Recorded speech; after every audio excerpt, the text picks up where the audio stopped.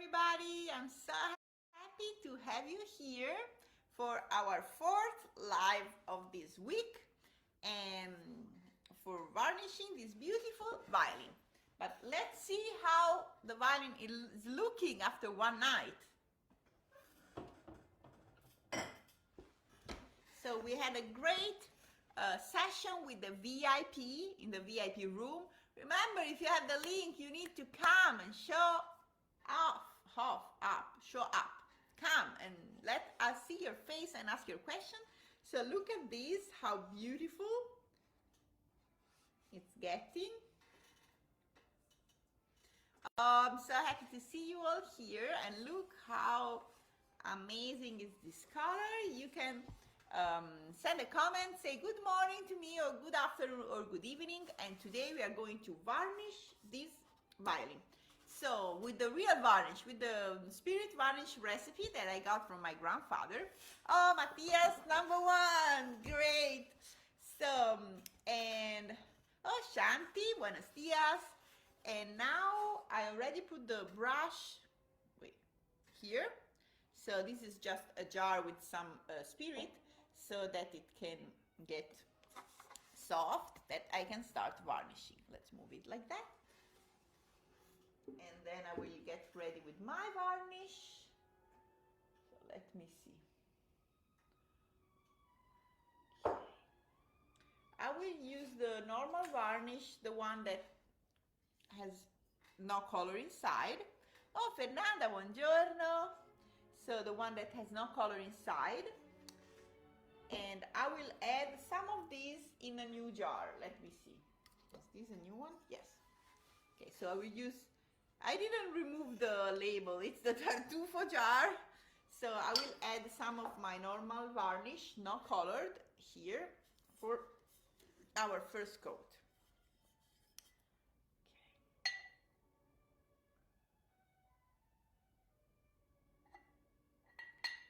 All right, so the first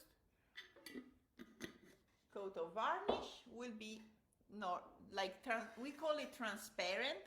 It's never transparent because depend on the color of the shellac.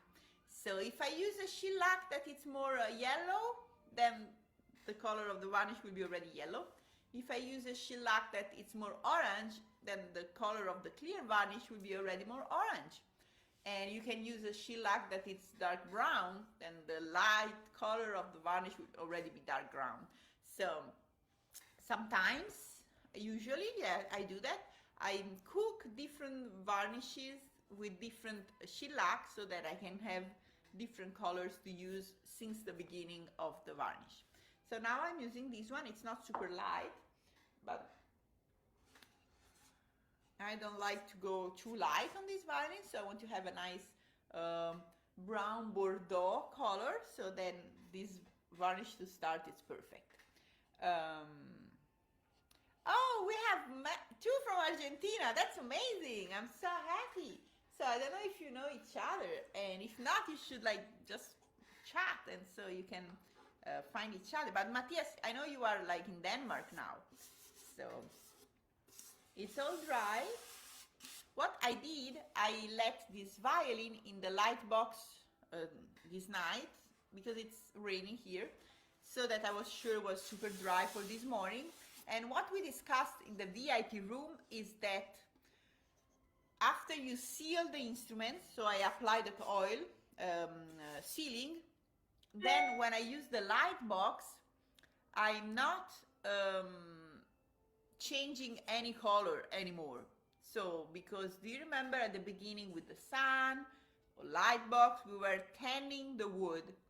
So you can tan the wood only when the violin is white or when you are applying some water base color. So when I had the tea and carbonate and I was using the light box or the albumina, the violin was getting darker color, tanning. But after you seal everything, if you use the light box, it's only for drying. Okay, you don't change the color anymore. So you use the light box only for drying. Everything I do now with the color, it's everything that I'm varnishing.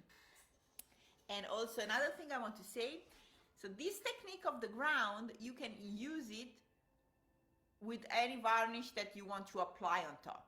Okay, so if you have your own recipe that you love, you want to use oil varnish, I did it also. I changed recipe, I use oil varnish, always on top of what we did now. So everything that we did now can be used in all cases. And just for you to remember that I have all this step by step, all how I cook, all the material and everything in the varnishing course.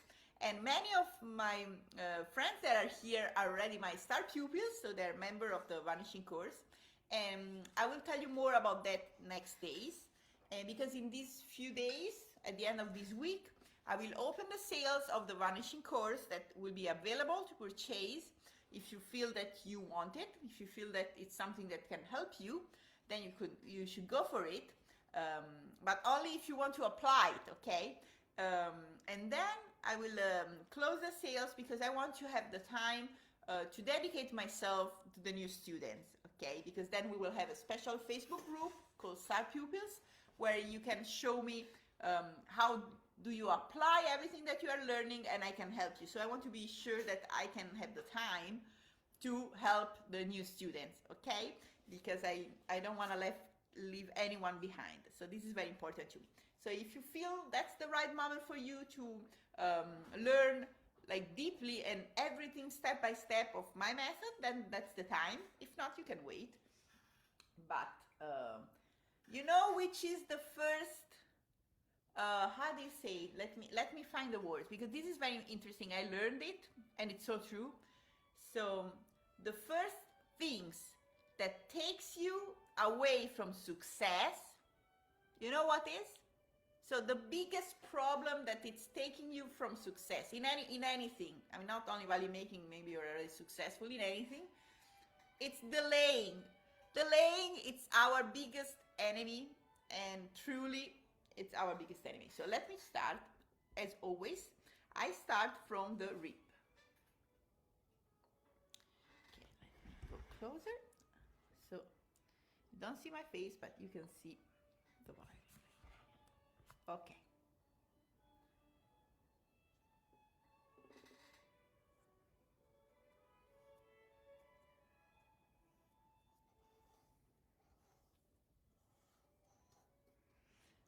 Amanda, you are a smart woman, you know. Delaying is our biggest enemy.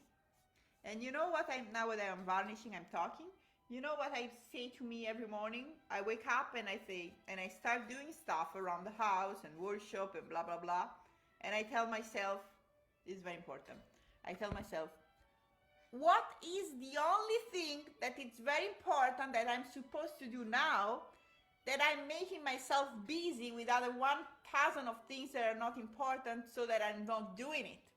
And I'm delaying it. And then I think, okay, I need to do that thing that I don't like to do, I don't want to do, but I know that it's the only important thing I should do today. And then I just go there and do it.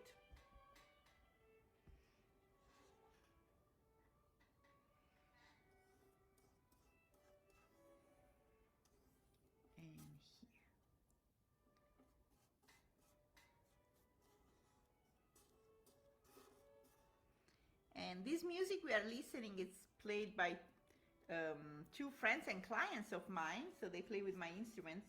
They're a couple and it's sounding amazingly. And I hope it will not be a problem with copywriting and the video we are like live, because they gave it to me and they record it. So I have the authorization. So let's hope. Because sometimes I use like music also from Instagram to make reels and then the video is blocked. And I'm like, why you block my video? I'm using the music from your library. So it's always nicer, I mean, at least for me, to work with some music. So.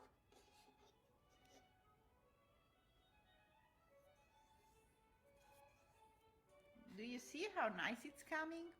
So this is almost transparent, and the first coat is drying super fast. And as you can see, the varnish is not super thin. So I don't know if you can see. So I like to use like thick varnish. Of course, never ever leave drops around, because that's horrible. So just be sure that you're not leaving drops, but the varnish is not too super thin, so that's part of my secret. I like to use thick varnish, so I don't have to apply 40 hands, and with just 5 or 6 hands the violin is varnished, because the varnish is thicker and I can control the colors. So let me remember, always at this stage I go everywhere, all the borders. Later on I will not varnish on the borders, because I want them to be a little bit lighter than the rest, as my taste. So you need to follow your taste. That's so important. And here.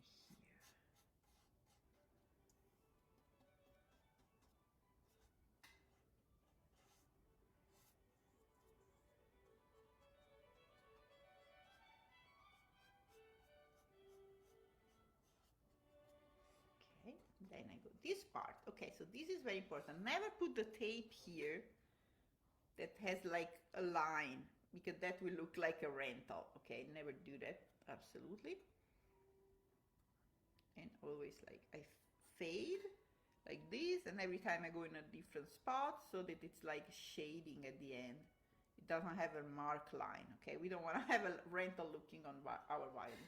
Okay, so here it's already dried, so I will go 2 times around the violin, everywhere. And now you can see also here.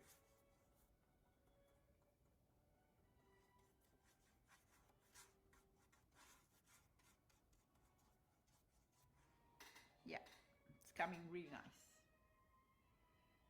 And look at these flames. I mean, everything that we did under for the flames will be there, because the varnish we're applying, it's color, but it's transparent. So, and we will not apply too many coats. I don't want to apply too many coats.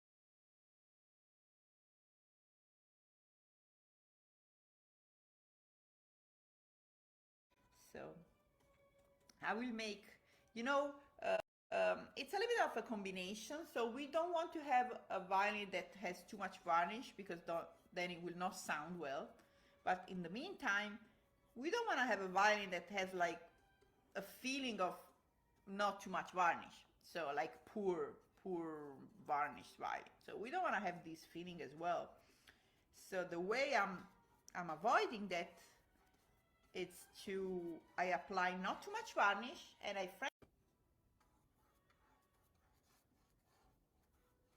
yeah, I like these brushes. This is the Martora. Okay, so this is the second one that I had in my whole career, my varnishing career. So I started when I was 17, and my father gave me this brush. It's the same brand. I mean, can you see how much like varnish is here? I used this brush for 23 years, and it's still good. Loses some hair. You will see in the course, in the varnishing course, I'm using this one, and it's losing hair around. So then I decided to, okay, after 23 years, I will buy a new one in the same shop, and I purchased this one. And while I was there in Florence, there is this beautiful shop. I also purchased brushes for all my students, because when you are part of my star pupils, you will not get only a violin making maestra and tips. You will get a mother, because I'm Italian. So I will take care that you study, you practice, you apply, and if you need a brush, I will buy the brush for you. So if you like it or not, I will check if you go to sleep, to bed early. And if you have eaten enough, that's very important.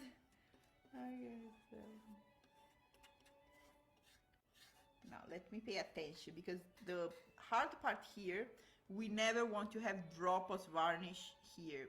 Okay, yeah, Amanda, I don't use too much, like, because I just dip the brush.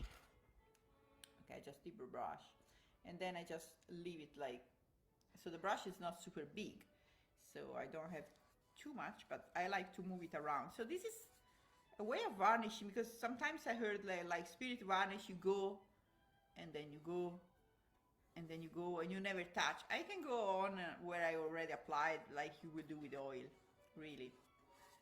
So that's an amazing formula, believe me. If you had a bad experience at school with varnishing or whatever, whatever, spirit varnish, this is not your bad memory. I apply here, I can wait, and I can go back on, especially at the beginning. It's so easy. So I move it around like you will do with oil. So somebody told me that I apply spirit varnish like oil varnish. So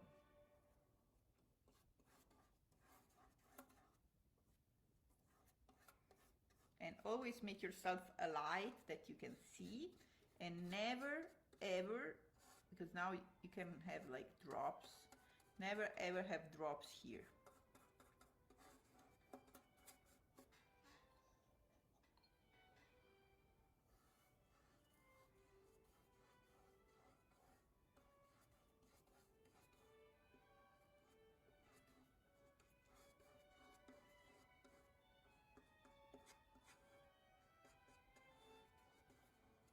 Because sometimes we varnish the top. Tell you what happened.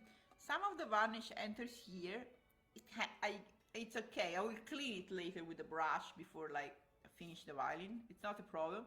But then you turn the violin to varnish somewhere else, and the drop that are here will come here. Okay. So this is something that, yes, so that you need to be careful. So because now you don't see anything, then you change, you go on the scroll, and the varnish that went here will drop here, and that's gonna be horrible. We don't want to have that, okay? I remember, I'm laughing because if this was happening in my workshop, I would be like, probably like, how do you say, wearing a donkey hat in the main room. I mean, it's something you don't want to do it. Bad. There is a trick also. If it happens to you, I tell you the trick also to solve the problem, because every problem has a solution. So that's my idea. Okay. I had some like dust there.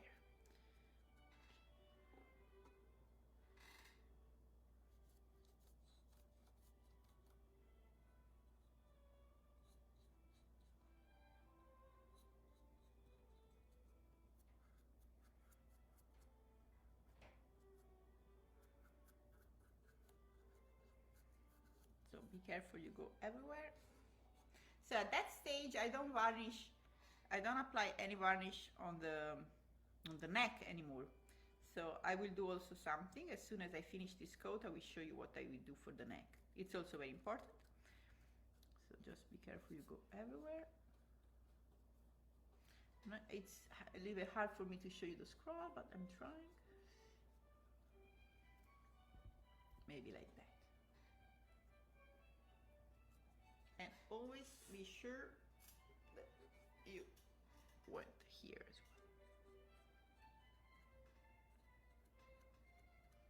well. And so you see here, I don't know if you can see, I have like a drop. Yes, you can see here. There's like a drop. Okay. Always clean it like that. When it's still fresh, it's easy to clean. So always double check here if you have any drops that you didn't want to have. Because while the varnish is soft, it's easier to still like remove it.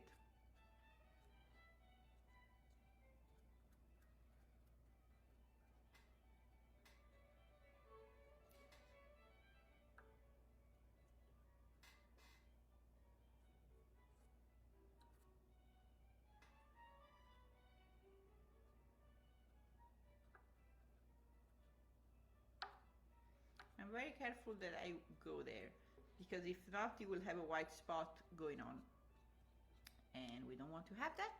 So go around and see if you have bad drops somewhere.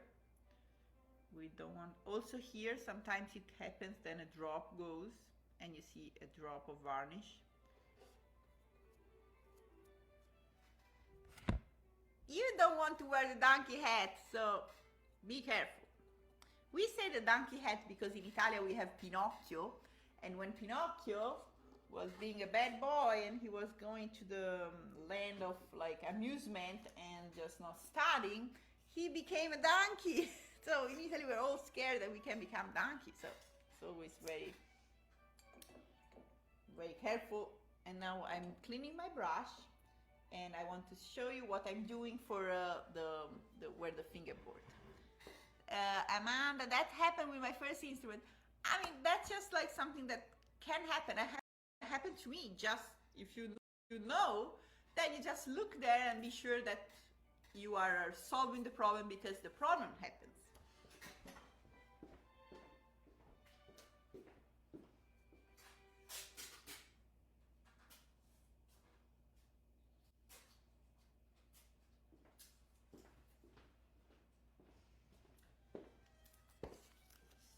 And I mean, it can happen to me now, absolutely. It's just normal because there is a hole, varnish goes there, you move the violin, and the varnish that went inside a little hole comes out and makes the drop. So, and I varnish, I think, more than 200 and something instruments, even more, because when I was in Italy, I was varnishing.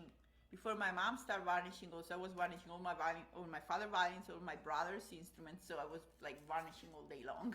That's why it's my favorite thing. Before even starting making my own violins with my own label, I was varnishing. So let me find the list. Oh, where is it? Here. Okay, so at that stage, as always use a pole so you don't want to like stick some dust here. Okay. So at that stage, I'm not varnishing the neck anymore, and I don't want to damage the edges here. Okay, we don't want to chip those by mistake or anything, because then the fingerboard, how are you gonna do? So I will place something like that. This is to prevent the edge of the neck to get damaged. Okay, so, oh my God, I prepared a piece of tape. Look at that. Let me help that. Okay. All right. So somebody varnishes with the fingerboard. You can do that too. I just feel more comfortable to don't varnish with the fingerboard. So to do that, when I set the neck, I glue the fingerboard on the neck with only 3 drops of Super Attack. Super Attack is this one. Super glue. Okay, believe me, nobody will ever tell you, but this is violin maker's best friend. And so I just use 3 drops there. I glue the fingerboard, I work on the neck, set the neck, and then I just pop off the fingerboard because it's really glued with 3 drops. And then after the violin's finished, I polished, then I glue the fingerboard like I did yesterday on this violin here. That's Usignolo. So now I need to clean it and set it up. So, oh, you're loving this color already. Well, thank you. I love it too. So now it's already dry. So what I will do, I will apply another coat, probably another one a little bit later, because as soon as you add more coats, then it will dry. It will dry, how do you say, slower. Okay, so more coats of varnish, slower it will dry. So the beginning is super fast. So now we will apply other 2 coats, so 3 coats in general, and then I will leave it. And tomorrow we are going to do the first morning routine, as I like to call it. So every morning when I varnish, I do the same thing. So for the morning routine, we're gonna see you tomorrow. But now, if you have any question, just ask me. The glue, yes, this is the super glue. This one, it's our best friend. Nobody will ever tell you that, but for true, I glue my fingers when I have like splitting. I glue stuff. If something fell off, I glue it. And so it's just like, yeah, it's amazing. If you have like a spot in the fingerboard that you need to feel, you need to make some dust powder, super fine dust powder of ebony with some super glue. You melt it together and you can patch everything. It's amazing. And Laudero, anche te dal Messico. Bene, abbiamo un sacco di amici dal Sud America. Quindi benissimo. Tom, let me see the Tom question. Do you ever do a matte finish as opposed to a gloss finish? That's a great question. To be honest, no. Sometimes what I did in the past is in the area where it's antique. Maybe I don't polish. I was leaving a little bit more, let's say, opaque. But then lately I polish everything. I don't like the texture. I mean, I'm saying that, it's true. So I don't know. This is something that in Italy we don't like. So the texture that you call orange peel, oh my God, you need to know that in Italian, orange peel, it's called buccia d'arancia. And this is how people call the fat that women we have in our legs. So it's something that I don't want. I mean, I don't like it. It's like when sometimes you varnish in winter time and it's cold, then the varnish gets the orange peel. And that was something that, like, I have been crucified for that. So I always avoid it. And then I came to the US to do the workshop here, and people were doing that on purpose. And I was like, oh, that's strange, but it's impressive how, like, different places, there are different tastes. So yeah, this is something I always avoided, and then I realized that some makers want it. So you should just do whatever you really love, something that speaks from your heart. I don't like orange peel. Buccia d'arancia, cellulite, no. So then I whenever you make it on purpose. So thank you so much, everybody, for being here. And I'm being silly, but if we don't, I mean, we live only one life. We need to have fun, right? So, well, see you tomorrow at 12, and we're gonna have so much fun tomorrow. Tomorrow is amazing. It's one of my favorite days. It's the first day of the morning routine, and we're gonna start adding some color for some antiquing, patina, as they call here, and patina, as we will say in Italian. So, ciao a tutti.